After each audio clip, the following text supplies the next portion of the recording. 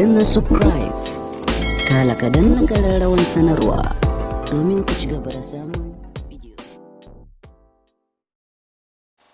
Assalamu alaikum wa rahmatullah, 'yan uwa musulmi mutanen Najeriya, dan Allah dan annabi wannan sako idan ya iso gare ka dan darajar ma'aiki Muhammadu Rasulullah, a yi ƙoƙari a tsaya a saurara duk abin da aka bayyana, sannan sai a yi amfani kuma da hankalin basira irin baiwa da hikima da Allah ya ba bawansa. Wannan goyon bayana ne nike gani a tunanina ga mutanen Najeriya bisa kan wannan message, wannan sako da zan isar muku. Yan uwa mutanen Najeriya, musamman mutanen Arewa, musamman yan uwa na Hausawa, ya kamata mu gane abubuwan da suke faruwa. Ni abin da yasa na ka goyon baya saboda a matsayin mu na 'yan Niger, a kullum mu tunaninmu da Niger da Nigeria duk ɗaya ne, ba ma tunani bane, haka ne. Duk wanda ya bi asali zai gani Najeriya da Niger ɗaya ne, tura suka raba mu. Don haka a kullum fatanmu mu ga ci gaban Najeriya, ba ma fata mu ga koma bayan Najeriya ko ɗaya. A duk abin da ya shahi Najeriya, in ci gaba ne ya shahe mu, in kuma baya ne ya shahe mu. Don haka Najeriya a kullum ko addu'o'i da muke yi a cikin sallolinmu mukan saka Najeriya saboda ta shahe mu. Don haka 'yan uwa Najeriya, akwai wasu abubuwa na Najeriya da ko wasu abubuwa da suke wakana wanda an ƙi a ajiye hankali. 'Yan uwa ba su gane ba, kaɗan ana sako mana cuta wadda tana cinye mu ba mu ganewa, daga ƙarshe sai ta mana wanwats, wataƙila he wuri ya ƙure, a lokacin ne za mu kai ga tunani. Haba 'yan uwa, shine akwai manya-manyan jagorori na Najeriya, musamman 'yan Arewa, wanda jigo ne ga Arewar, suna kawo ci gaba sosai, kuma masoya ne ma na ƙasar Najeriya ga baki ɗaya, ba ma yankunan na Arewa ba.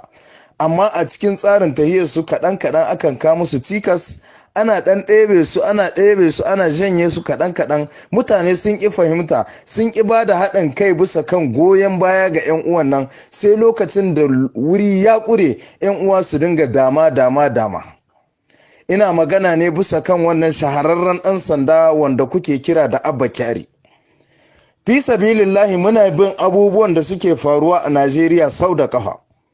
A karatu da na yi na wannan bawan Allah Abba Kyari, a cikin abubuwan da ya yi, kai ko da wannan laihi da ake tuhuma shi da shi, ko da laihi ne na da gaske, kai abubuwan da ya yi na alkhairi ya yi wannan laihi nashi yawa. Ta haka ya kamata mu kasance daidai gwalgwado muna hisab ga ɗan adam, mu auna mu gani alherin da mutum yake mana da mugun abin da ya aikata idan akasi ya samu. Barantana babu tabbas a cikin laihin da ake cewa ana zarginsa. To 'yan uwa, mu a tunaninmu kawai wannan makirci ne irin na kafirai da sauransu, wanda ake tsarawa idan an so ganin ƙarshen bawa, wanda ake ganin yana taimakawa ga 'yan uwan shi, musamman Hausawa, ko in ce yankin Arewa, ko kuma in ce masoyin ƙasar shi Najeriya, tunda shi duka ne, ba ɓangaranci ba ne. Gaba ɗaya abubuwan da suke, akwai abubuwa na kishi tare da shi a cikin yanayin aikinsa. To idan ana so a taka birki bisa kan aikunan nan da yake, watakila yana kakkama mutane manya wanda su wa'ancan makirai ba su so a dinga kama su, za a nemi hanyar da za a yi a kawo ƙarshen shi. Mu a tunaninmu wannan abin ne aka yi amfani da shi don a kawo ƙarshen Abba Kyari. Kuma koda da gaske ne ya aikata laihin, 'yan uwa na ce sai mu yi lissahi da abubuwan da mutum ya yi na alkhairi da ɗan kuskuren da ya yi, wanne ne yawa. Barantana mu duka da muke rayuwa yanzu, ba annabawa ba ne mu, mutane ne masu kuskure, masu rauni, wanda kowanne daga cikinmu in aka bibiya za a iya samun wani kuskure, sai dai idan abin da yake na alherin ya yi kuskuren yawa, sai a ɗan rihe ido a mushi rangwame bisa kan kuskuren shi. Don haka 'yan uwa mutanen Najeriya, abin da nake bukata da ku, a taimaka ma wannan bawan Allah a cikin addu'o'i ga baki ɗaya wanda za a yi. Kowa daga cikin wanda ya samu saƙon nan, a cikin sallar da zai sai yi mushi addu'a, Allah ya taya shi, Allah ya kare shi da sherin makirai. idan ma da gaske ya yi lahi Allah ya mushi gafara, ya taimaka mushi, ya kubutar da shi daga hannun wannan mutane. Allah sa zancen nasu ya tattake, ya lalace, ya watse, a manta da wannan magana, ya ci gaba da harkokinsa da aikin shi kamar yadda yake yi yau da kullum. Ina fata bawan Allah ko baiwa Allah wanda wannan sako so wurinki, dan Allah dan annabi dan soyayya ma'aiki Muhammadu Rasulullah, ku yada ga 'yan uwa mutanen Najeriya, ku yada a cikin group, ku yada ga 'yan uwa su ji, musamman tunda ni dai ba dan Najeriyan bane, goyon baya ne naka, watakila zai kara musu karfin gwiwa da lalle su kama abin da hannu biyu su taya shi da addu'a. Assalamu alaikum wa rahmatullah, 'yan uwa musulmi mutanen Najeriya, dan Allah dan annabi wannan sako idan ya iso gare ka dan darajar ma'aiki Muhammadu Rasulullah, a yi ƙoƙari a tsaya a saurara duk abin da aka bayyana, sannan sai a yi amfani kuma da hankalin basira irin baiwa da hikima da Allah ya ba bawansa. 'Yan uwa mutanen Najeriya, ni da nike magana dai ni mutumin Nijar ne, sunana Musa Iliya, ina daga cikin manya-manyan 'yan siyasa na ƙasar Nijar. Wannan goyon bayana ne nike gani a tunanina ga mutanen Najeriya bisa kan wannan message, wannan sako da zan isar muku.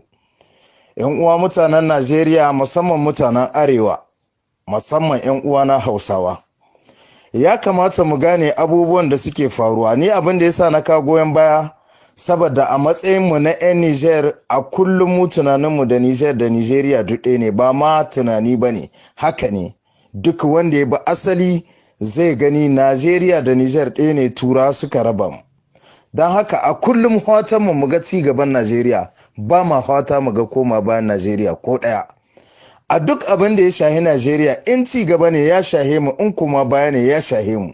Don haka Najeriya a kullum ko addu'o'i da muke yi a cikin sallolinmu mukan saka Najeriya saboda ta shahe mu. Don haka 'yan uwa Najeriya, akwai wasu abubuwa na Najeriya da ko wasu abubuwa da suke wakana wanda an ƙi a ajiye hankali. 'Yan uwa ba su gane ba, kaɗan ana sako mana cuta wadda tana cinye mu ba mu ganewa, daga ƙarshe sai ta mana wanwats, wataƙila he wuri ya ƙure, a lokacin ne za mu kai ga tunani, haba 'yan uwa. Shine akwai manya-manyan jagorori na Najeriya, musamman 'yan Arewa, wanda jigo ne ga Arewar, suna kawo ci gaba sosai, kuma masoya ne ma na ƙasar Najeriya ga baki ɗaya, ba ma yankunan na Arewa ba. Amma a cikin tsarin tahiyarsu kaɗan akan kawo musu cikas, ana ɗan ɗebe su ana janye su kaɗan. Mutane sun ƙi fahimta, sun ƙi ba da haɗin kai bisa kan goyon baya ga 'yan uwan nan, sai lokacin da wuri ya ƙure 'yan uwa su dinga dama. Ina magana ne bisa kan wannan shahararren ɗan sanda wanda kuke kira da Abba Kyari. Fi sabilillahi, muna bin abubuwan da suke faruwa a Najeriya sau da ƙafa. A karatu da